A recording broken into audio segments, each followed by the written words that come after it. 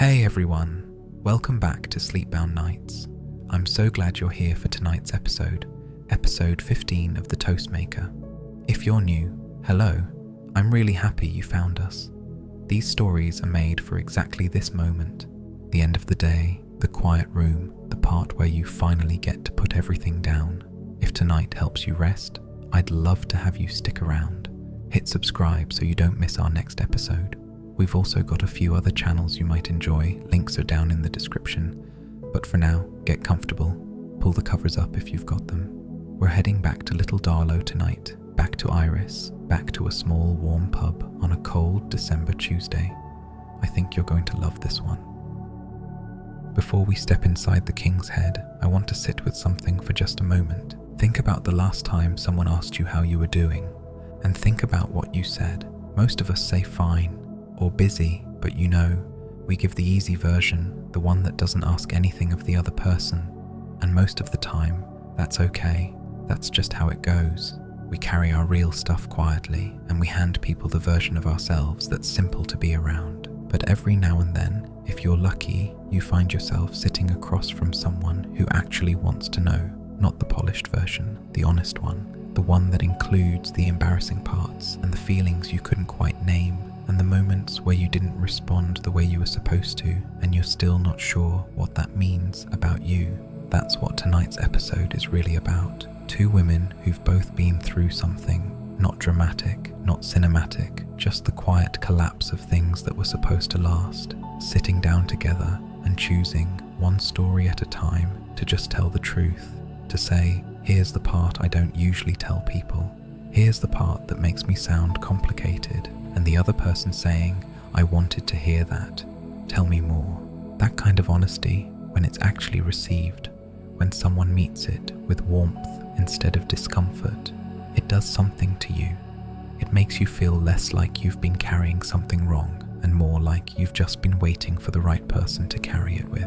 I think a lot of us have stories we haven't told anyone yet, not because they're too heavy, but because we haven't found the right moment or the right person, or the right kind of quiet that makes honesty feel safe. We're waiting without knowing we're waiting.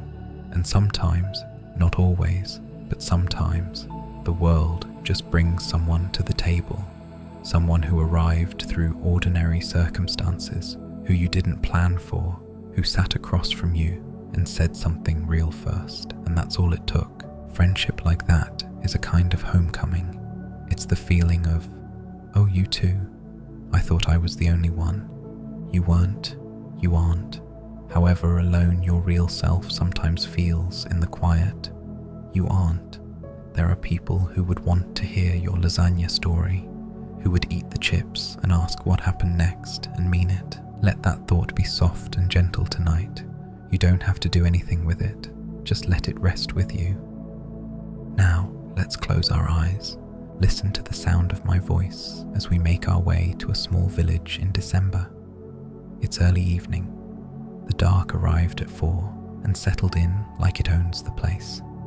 Streetlights make orange pools on the pavement. Your breath dissolves in small clouds. Just ahead, at the bottom of the high street, warm light leaks through the small windows of the King's Head. There's a fire inside. Someone is already there, halfway through a gin and tonic, coat thrown over the back of her chair. This is where our story begins.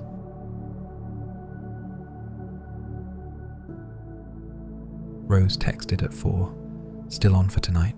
Emily's at Chloe's. I am a free woman. Then, 30 seconds later, free until 9.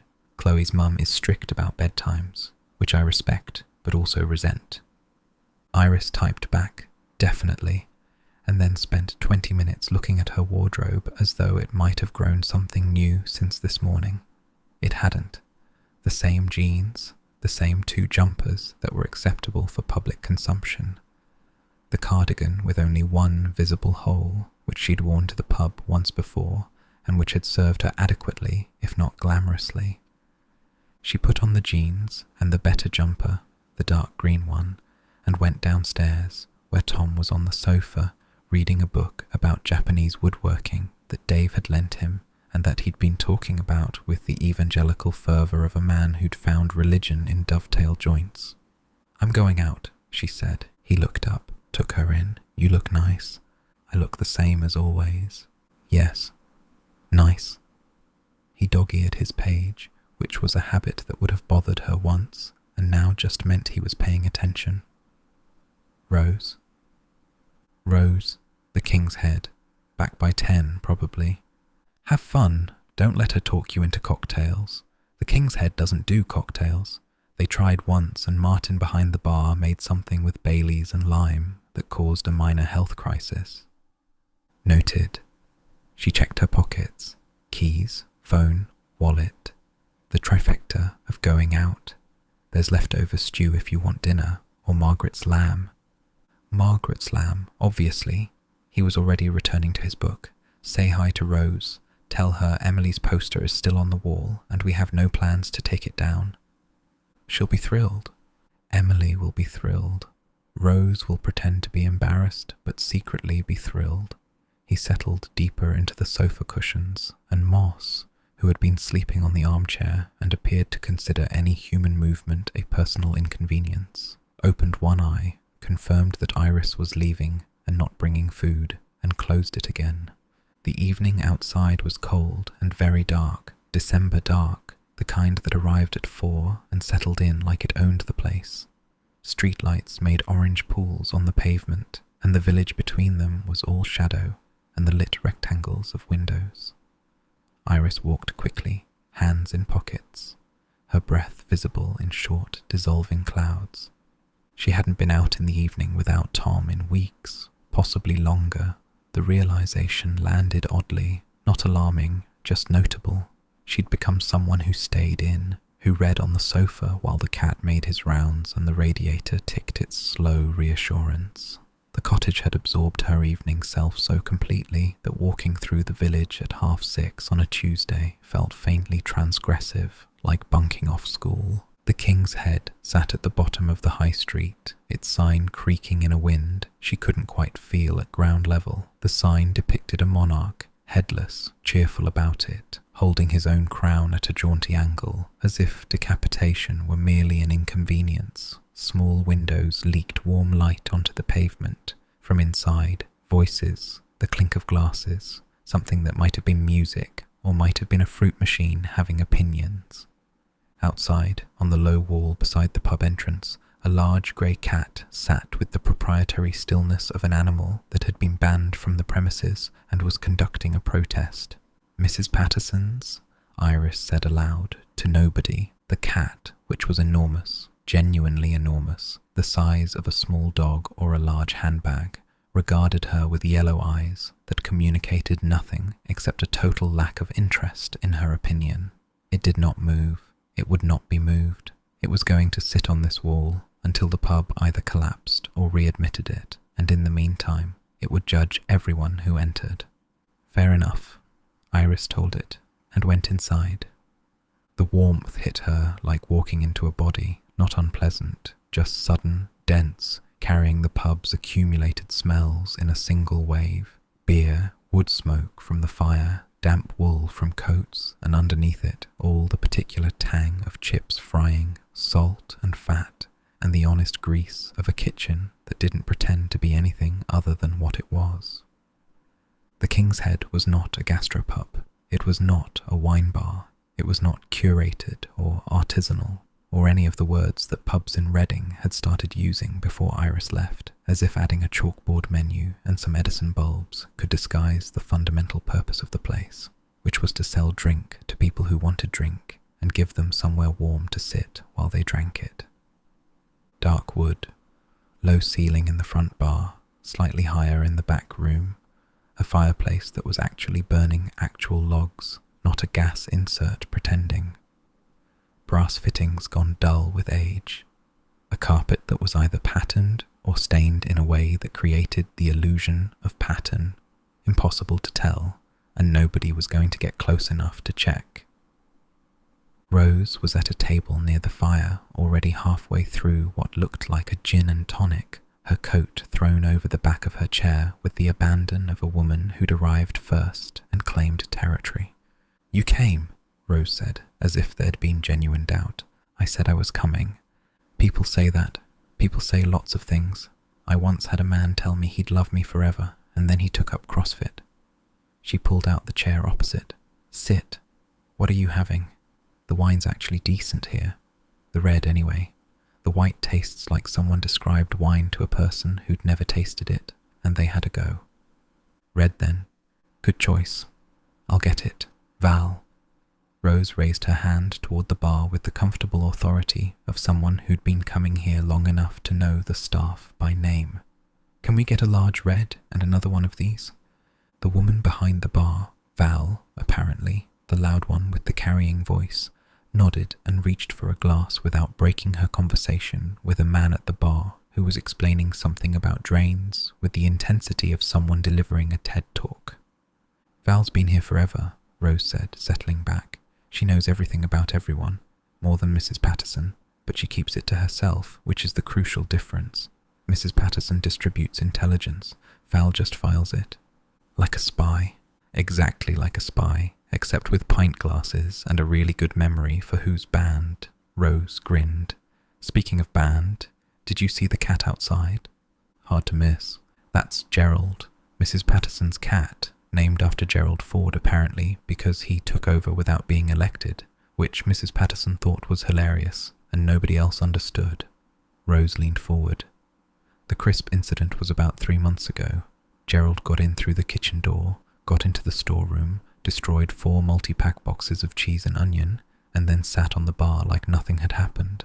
Val said she'd never seen anything like it. The amount of crumbs was, and I quote, forensic. Val arrived with their drinks. She set the wine in front of Iris with a nod, and Rose's gin with the easy familiarity of someone who'd been pouring drinks for years and didn't need to make conversation about it. That cat's still outside, Val said. 3rd time this week. Persistence, Rose said. Harassment. Val wiped her hands on a towel. She'll outlast me. That cat has no concept of shame. None. She looked at Iris. You're Tom Avery's, aren't you? Elder Cottage. That's me. He's not been in on a Thursday for a bit. Tell him Martin's been asking. She moved back to the bar where the drain man was still going, now with hand gestures. Tom Avery's, Iris repeated, mostly to herself. That's how everyone knows you. Sorry, it's a village thing. You're always somebody's something. Rose picked up her gin. I'm Rose from Back Lane, or Emily's mum, or, in Mrs. Henderson's system, the one with the terrible garden. Never just Rose. She took a sip. Cheers, by the way, to freedom. Temporary, conditional, 9 o'clock freedom. Cheers. They clinked glasses.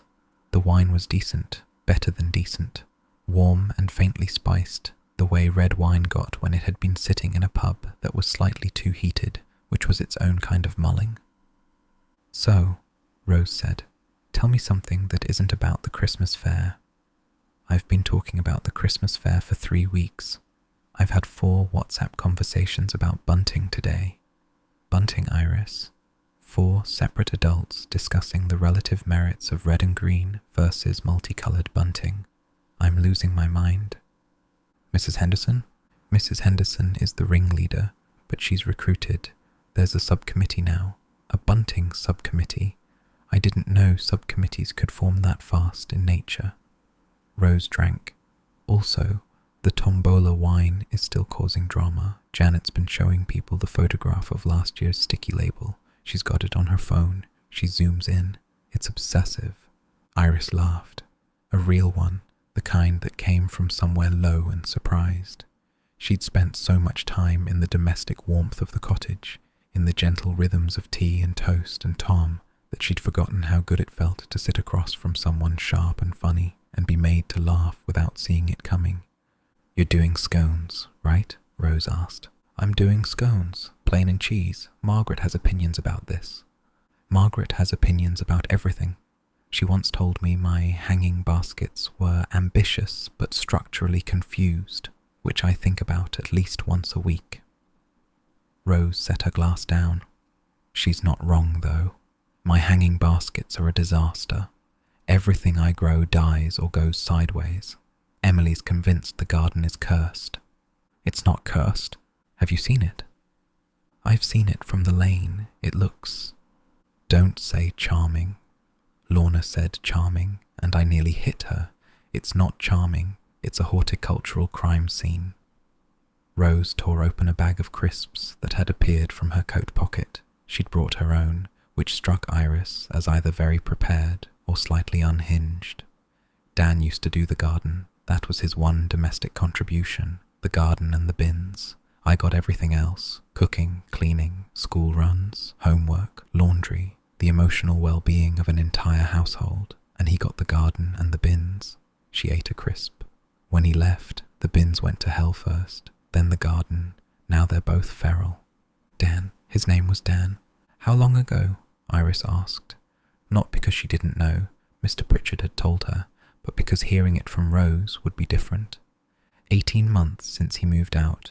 Divorce came through last January, quick as these things go. Rose ate another crisp. Her tone was level, matter of fact, not the careful neutrality of someone controlling their emotions, but the genuine flatness of someone who'd processed a thing so thoroughly that it no longer had the power to knock her sideways. He told me on a Wednesday. I don't know why that matters, but it does. There's something about a Wednesday. It's not dramatic enough for bad news. Mondays, sure, Fridays maybe, but Wednesday, that's lasagna night. He told you on lasagna night?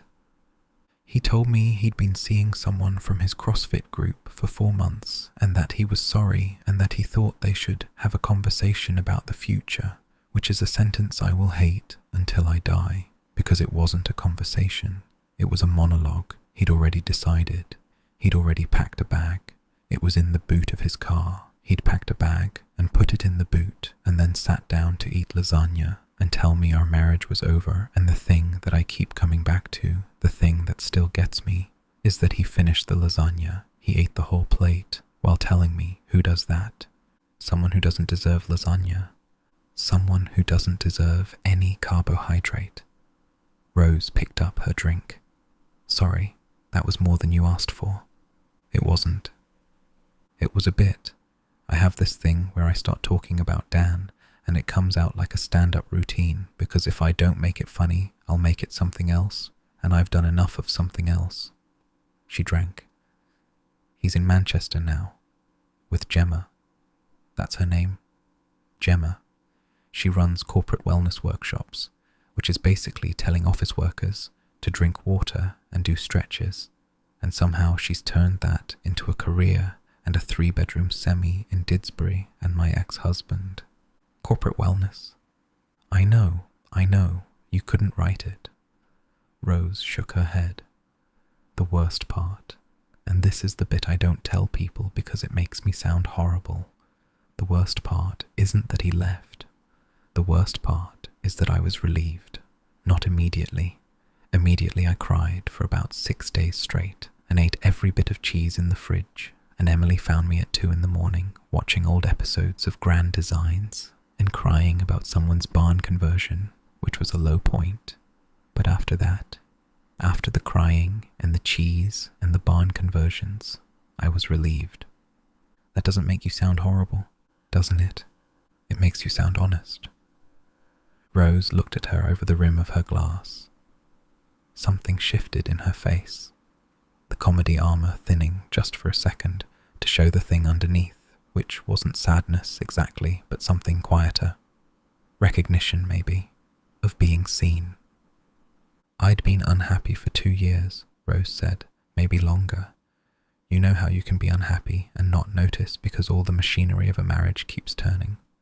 School runs and dinners, and whose turn is it to unload the dishwasher, and have you called your mother, and are we doing anything Saturday, and no, because you've got CrossFit, and I've got Emily, and we never talk about anything that matters, and somehow that becomes normal. She stopped, breathed. That became normal. And then he left, and the machinery stopped, and I stood in my kitchen at 11 at night in my pajamas, with a glass of wine and silence, actual silence, not the silence of someone in another room on their phone, and I thought, oh, this is better. The fire popped. Someone at the bar laughed. The drain man had progressed to a new topic, guttering by the sounds of it, or possibly existential philosophy. Hard to tell from this distance. Emily, Iris said. How did she?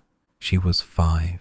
She understood that Daddy had gone to live somewhere else and that Mummy was sad, and then Mummy was less sad, and then Daddy called on Sundays and sometimes forgot.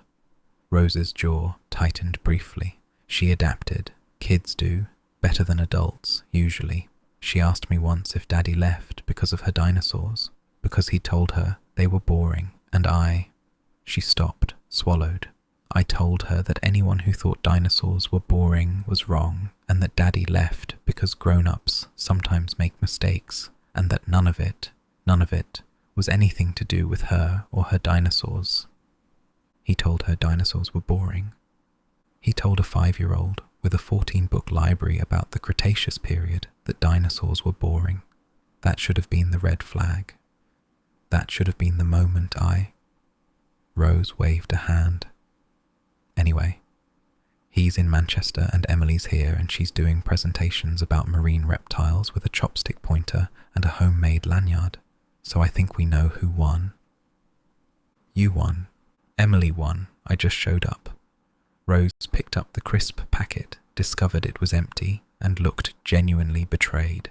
I need more crisps and more gin. Do you want more wine? I haven't finished this one.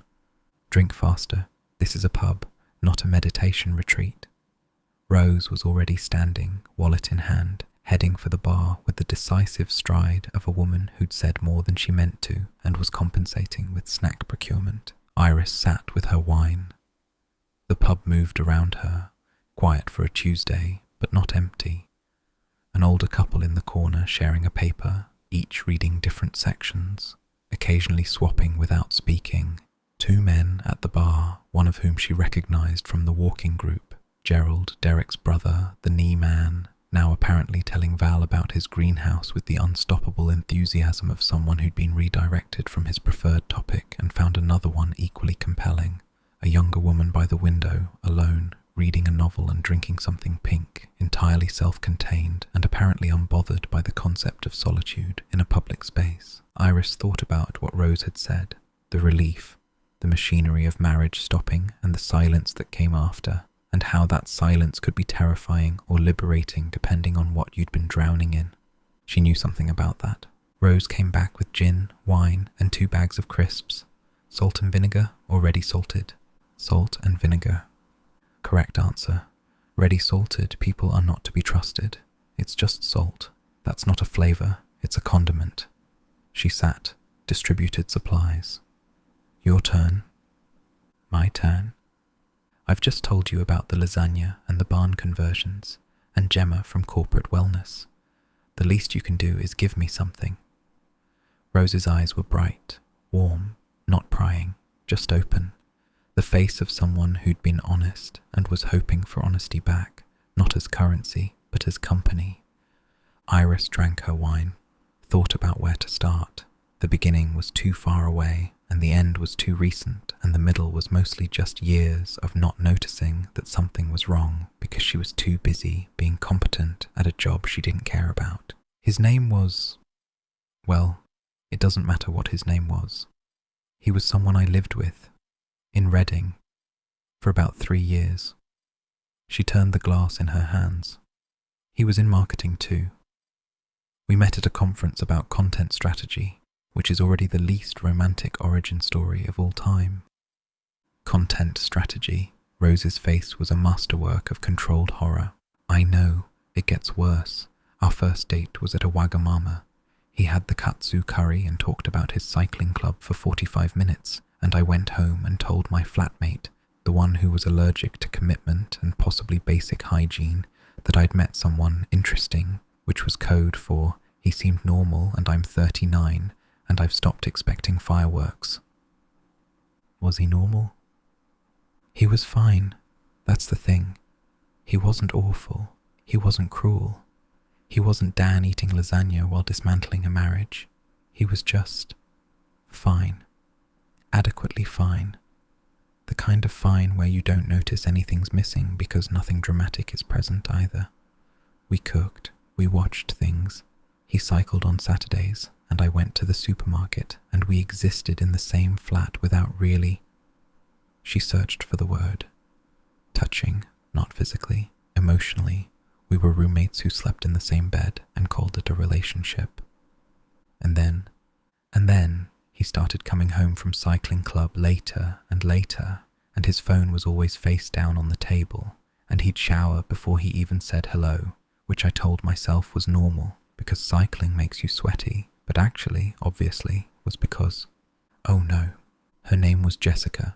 She was a junior web developer with very good calves and a talent for interval training. Iris ate a crisp.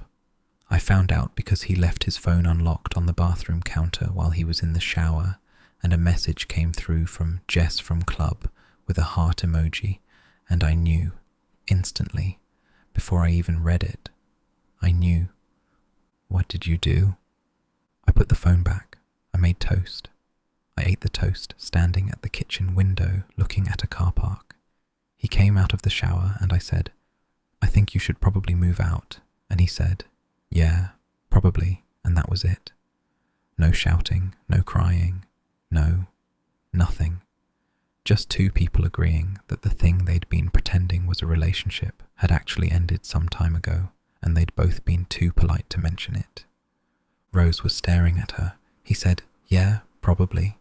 Yeah, probably. God, Rose sat back. That's worse than the lasagna. At least Dan cried. He had the decency to cry. Yours just agreed with you, like you'd suggested getting a different brand of milk. It was very civil. Civil is the worst thing a breakup can be. Give me messy. Give me plates thrown. Give me someone ugly crying in a Tesco car park at 9 a.m. At least that proves someone felt something. Iris laughed. The kind that hurt slightly, the way laughing at the truth sometimes did. The thing that got me, and I've thought about this a lot, in the cottage, in the bath, at 3 a.m. when the radiator does that clicking thing. The thing that got me wasn't the betrayal, it was that I wasn't surprised. 3 years with someone, and when he turned out to be sleeping with a junior web developer, my first emotion was, that explains Saturdays. That explains Saturdays. That's what I thought. Standing in my kitchen with toast. That explains Saturdays. She drank. Not hurt, not angry, just solved, like finishing a crossword. Rose made a sound, half laugh, half something else. We're a pair, aren't we? One of us was relieved, and one of us was unsurprised, and neither of us had the normal response. What's the normal response? Devastation, rage, eating an entire cheesecake in a car park. I don't know, something bigger than what we did. Rose swirled her gin. The ice had melted, diluting it to something gentler. I think maybe the normal response is for people whose relationships were working. Ours weren't. We just hadn't noticed because we were too busy running the machinery. Val appeared at their table. She set down a plate of chips, golden, slightly too salty, steaming without being asked. From Martin, she said, nodding toward the bar where a man Iris hadn't noticed was polishing glasses with the meditative attention of someone who'd been doing it for decades. He says, you look like you need chips. Do we look that bad? Rose asked. You look like you're having the divorce conversation. Everyone has the divorce conversation in here eventually. Martin can spot it at 30 paces. Val collected their empties. Same again? Please, Rose said, and tell Martin he's a mind reader. I tell him nothing. It goes to his head. Val departed. The chips were perfect. Not gastropub chips with truffle oil and sea salt flakes, but proper pub chips, thick cut, slightly soggy in the middle, the kind you ate with your fingers and felt better for eating. Rose took 3 at once and ate them with the focused pleasure of someone who considered chips a fundamental human right. Can I ask you something? Rose said, and you can tell me to shut up. Go on. How did you end up here, in Little Darlow? Because Reading to here it's not an obvious move. People don't just wake up and think, I know, I'll move to a village in the middle of nowhere with one pub and a post office and a woman whose cat is the size of a retriever. Iris ate a chip, let the salt dissolve on her tongue. I was scrolling property websites at work, during a meeting about brand positioning, which tells you everything you need to know about how much I cared about brand positioning, and Elder Cottage came up. Not because I was looking for it, I wasn't looking for anything, but the photo, the kitchen window with the garden behind it, and the fence. The fence was leaning even then in the listing photo, and I thought, what? I thought, that looks like somewhere quiet enough to hear yourself think. She paused, which sounds dramatic. It wasn't dramatic. I'd spent 12 years in marketing and 3 years in a relationship that felt like a very long meeting, and I wanted a kitchen where I could make toast and not explain to anyone why I was making toast at 9 o'clock at night. The toast, Rose said. People talk about your toast. People talk about my toast. In a nice way. Lorna told Mrs. Dawkins that your cottage always smells of toast, and Mrs. Dawkins told Mrs. Henderson, and Mrs. Henderson said it was charming in a retro sort of way, which from Mrs. Henderson is basically a 5-star review. I just like toast. Everyone likes toast, but not everyone makes it their whole thing. You've made it your thing, and the village respects that. Rose ate more chips. I'm jealous, honestly. I don't have a thing. Dan had CrossFit. Emily has dinosaurs. Mr. Pritchard has the allotment. You have toast. I have... She thought about it. Badly organised crisps and a Google Calendar that's 40% school events and 60% reminders to pay the council tax. You have Emily. Emily is a person, not a hobby. People keep conflating those. Rose's voice had a slight edge, not sharp, not directed at Iris, but at the general assumption that motherhood was a personality trait rather than a job. I love her more than anything that has ever existed, but I also used to be a person who did things before the marriage and the baby and the garden going feral. I worked in publishing, junior level, nothing glamorous, manuscript formatting, dealing with agents who couldn't attach files to emails, that sort of thing. But I liked it. I was good at it. What happened? Emily happened, and then Dan's job moved, and we came here, and I was going to do freelance editorial work from home, which lasted about 3 months before I realized that freelance editorial work from home with a toddler is just reading the same paragraph 40 times while preventing a small person from eating crayons.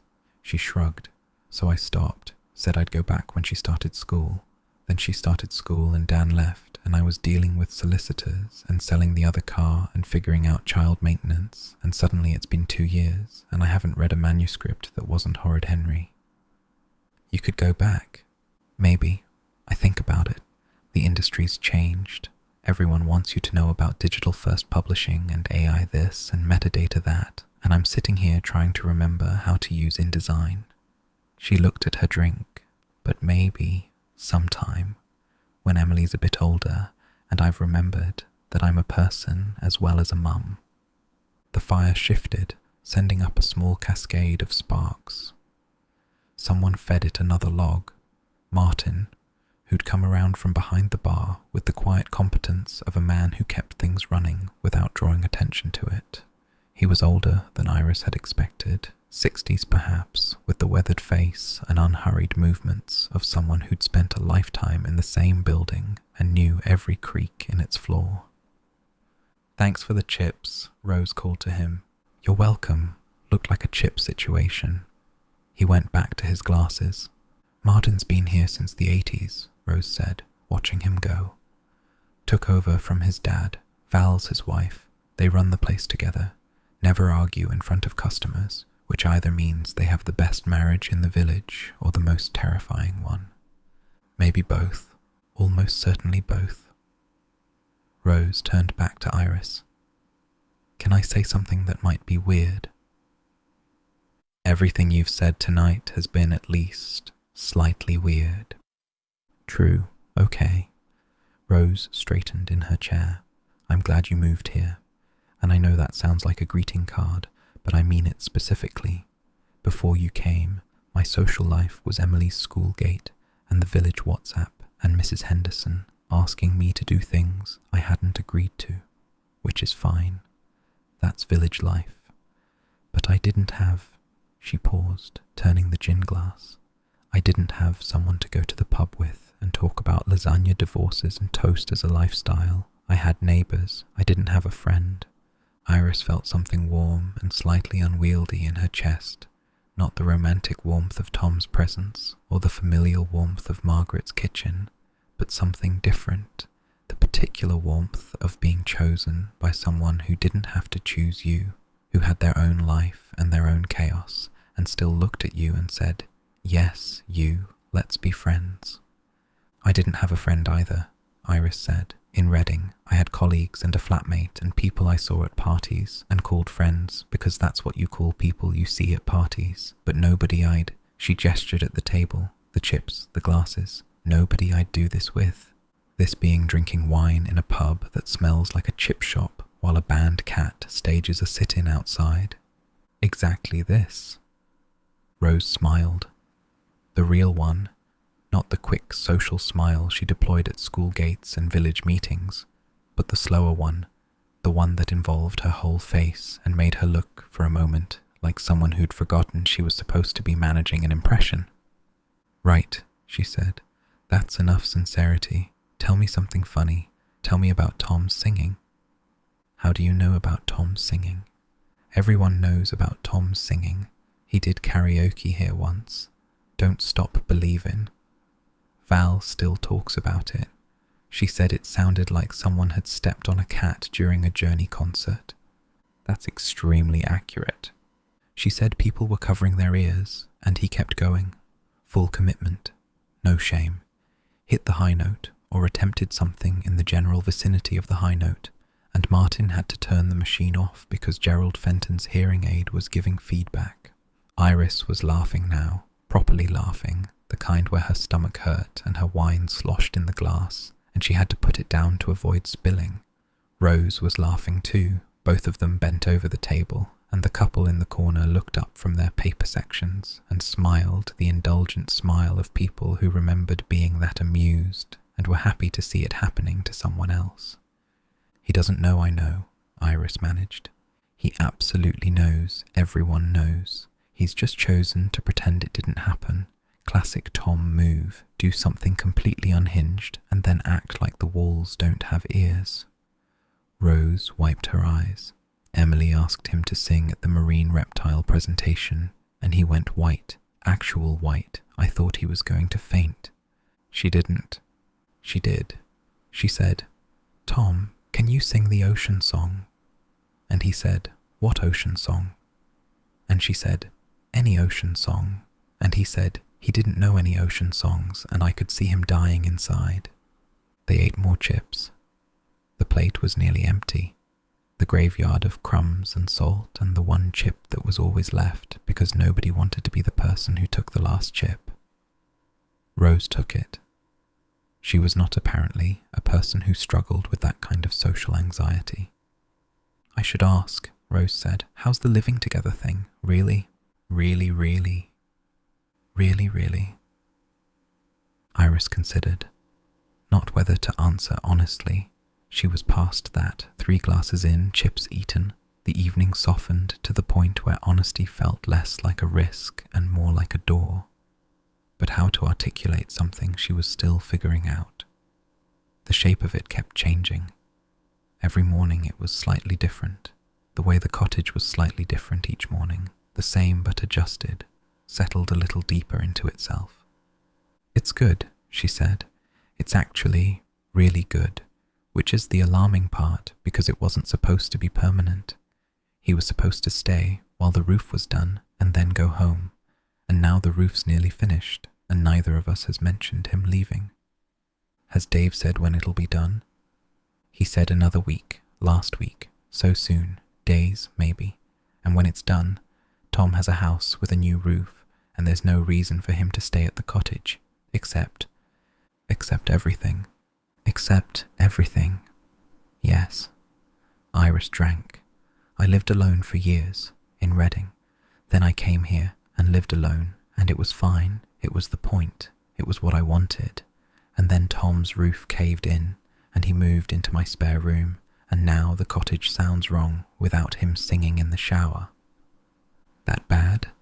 The singing is atrocious. The silence without it would be worse. She looked at the fire. The logs had settled into their embers, orange and white, heat without flame. I don't know what happens next. He hasn't said. I haven't asked. We're both just being in it, without naming it. Some things shouldn't be named too soon, Rose said. Naming things makes them rigid. Then you spend all your time managing the name instead of living the thing. She reached across the table and stole the last chip, which Iris had thought was gone, but which had been hiding under a piece of kitchen roll. Dan and I named everything, boyfriend, girlfriend by week 3, living together by month 4, engaged by year 1, married by year 2, every milestone hit on schedule, like a project plan, and you know what? The milestones were perfect. The project was a disaster. I think you should do whatever makes you both happy and let Mrs. Henderson put whatever label she wants on the WhatsApp. She will anyway. Rose checked her phone. 8:30. Chloe's mum will be doing bedtime stories. I've got half an hour before I need to be at the door, looking like a responsible parent. One more drink? Half. Val does a half glass for people who've got school runs in the morning and can't afford the full hangover. Iris went to the bar this time. Val poured a half red and a half gin and tonic with the efficient movements of someone who'd been doing closing time pours for decades. Nice to see Rose out, Val said, quiet enough that it didn't carry. She doesn't come much. Not since the divorce. Hard to, with a little one. She seems good. She is good. Better than she knows. Val set the glasses on the bar. He was an idiot, the husband. Came in here on his own most Thursdays, sat in that corner, spent the evening on his phone, never talked to anyone. Martin said he had the loneliest pint he'd ever seen. The loneliest pint. Martin's phrase. He's got one for everything. Val took Iris's money, made change. You bring her back. She needs more of this. Iris carried the drinks to the table, where Rose had pulled her coat on and was sitting with the particular posture of a woman in the transition zone between being out and thinking about being home, still present, but with one foot already on the walk back. Last one, Rose said, taking the glass. Then I turn into a pumpkin. Pumpkins don't have school runs. Pumpkins have it easy, no laundry, no year 2 reading logs, just sit in a field and look orange. She sipped. I want to do this again. This. Pub. Talking. Chips if Martin's feeling generous. So do I. Maybe after the fair, when the bunting crisis has been resolved and Mrs. Henderson has stopped sending me voice messages about table arrangements at 11 o'clock at night. She sends voice messages. 3 minutes long minimum. She doesn't pause. She doesn't take a breath.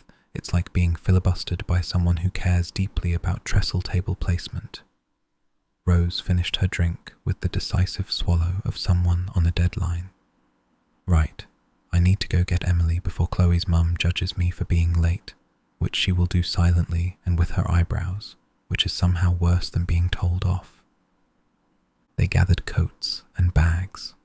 Rose left a tip on the table, a couple of pound coins, and waved at Val on the way out. Martin looked up from his glass polishing and nodded once, the nod of a man who'd been watching his pub do what it was meant to do and was satisfied. Outside, the cold was a shock after the pub's thick warmth. December had darkened further while they'd been inside, the sky moonless, the stars hidden behind a layer of cloud that looked like it was thinking about rain but hadn't committed. Gerald the cat was gone from his wall. Either Mrs. Patterson had retrieved him, or he'd decided his protest had made its point. They stood on the pavement, breath clouding, the pub light behind them throwing long shadows down the high street. Thank you, Rose said, for tonight, for listening to the Dan stuff. I don't talk about it much, not really. People ask, how are you? And I say fine, and they say good, and we all move on. Nobody actually wants the lasagna story. I wanted the lasagna story. I know. That's why I told it. Rose pulled her scarf tighter. She looked younger in the streetlight, or maybe not younger, just less guarded, less like someone managing impressions, and more like someone who'd spent an evening being exactly who she was and hadn't been punished for it. Tell Tom I said hello and that his karaoke reputation precedes him, and that Emily is currently planning a cephalopod presentation with audience participation which I cannot prevent and can only apologize for in advance.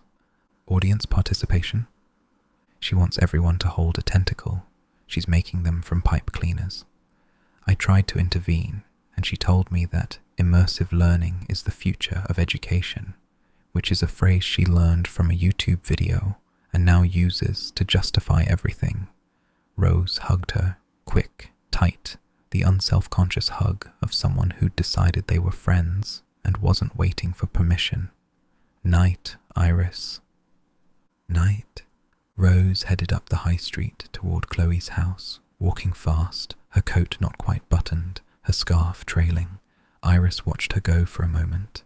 The quick stride, the slight tilt forward, the energy of a woman who was always slightly behind schedule and had made peace with it. Then she turned toward home. The village at night was different from the village during the day in ways that went beyond the obvious darkness.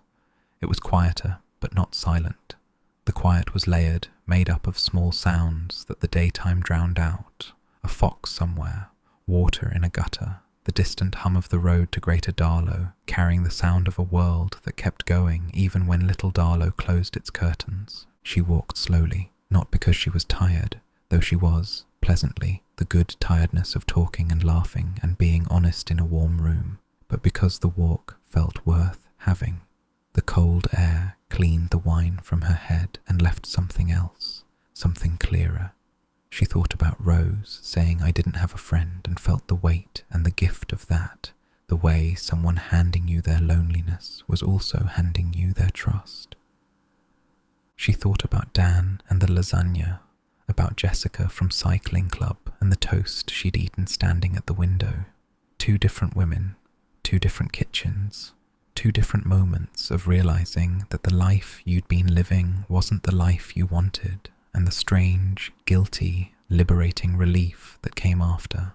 She passed the post office, dark, the bakery, dark, the church, lit by a single light in the porch that made the stone glow amber, past the turn to Back Lane, where Tom's house sat with its scaffolding and its new roof sections and its skip that would be gone soon, and the question that neither of them had asked. When it's done, do you go home? She didn't want to ask it yet. Rose was right. Some things shouldn't be named too soon. Elder Cottage appeared around the bend, the fairy lights on the fence doing their reliable evening work, golden dots against dark wood. The kitchen window was lit. Tom had left the light on for her, or was still up, one or the other. Moss was on the windowsill, his silhouette unmistakable, the erect ears, the judging posture, the tail that twitched when someone approached as if he were keeping score. She let herself in. The hallway was warm, and the house smelled of toast. Tom had made himself some, clearly, while she was out. His jacket on its peg, his boots by the door. The evidence of him, even when he was presumably upstairs or in the sitting room, the house holding his shape the way a pillow holds the impression of a head. "I'm back," she called. "In here." From the sitting room. The lamp was on. He was on the sofa, book face down on his chest, Moss's spot beside him still warm from recent occupation. He looked sleepy, the kind of sleepy that came from an evening of reading and radiators and the specific warmth of a house that was being looked after by someone who wasn't going to let it go cold. "How was it?" he asked. "Good. Really good." She took off her coat, hung it up, came into the sitting room and sat on the arm of the sofa, which she did sometimes when she didn't quite want to sit down properly, when she was still carrying the energy of the outside and needed a moment to let it settle. "We ate chips. Val sends her regards. Martin fed us without being asked. Gerald the cat was staging a protest outside." "Gerald stages a protest every evening. It's his job." Tom shifted, making room for her if she wanted it. "Rose okay?" "Rose is..." Iris thought about it.